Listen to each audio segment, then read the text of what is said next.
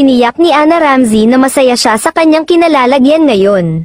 Ito ay matapos niyang madawit sa pagiging kontrobersyal recently ni Willie Revillame dahil sa pagrarant nito sa kanyang afternoon variety game show sa TV5 na Will to Win.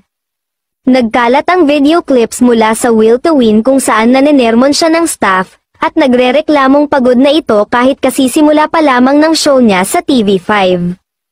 Binabati ko si Willie ng netizens dahil sa anilay hindi magandang attitude nito sa nagsisimula pa lamang niyang show.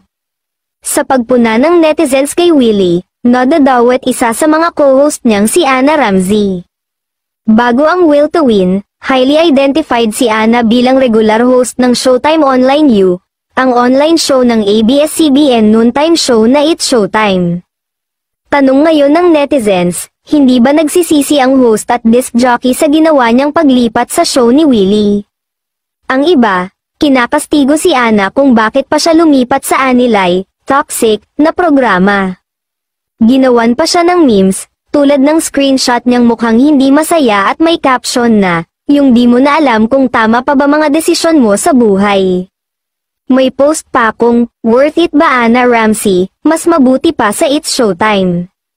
Mayroon namang recent post si Ana na halatang reaksyon niya sa ipinupukol na issue. Masaya ako, sana kayo din po, good night, simpleng post niya sa X. May netizen na nagbigay ng words of encouragement kay Ana. Sabi nito, tuloy mo lang yan DJ Ana, ikaw lang din naman inaabangan ko doon, very proud of you.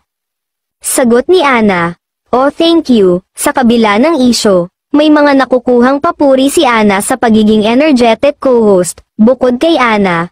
Co-hosts din ni Willie sa Will to Win sina Cindy Miranda, Christine Bermez, MJ Cayabyab, Roberta Tamondong, Gabriel Basiano, Bubsy Wonderland, MJ Cayabyab, Danita Nos, Inday Fatima, at Sam Verzosa, May 10, 2024, nang mag-announce si Ana na lilisanin na niya ang Showtime Online U.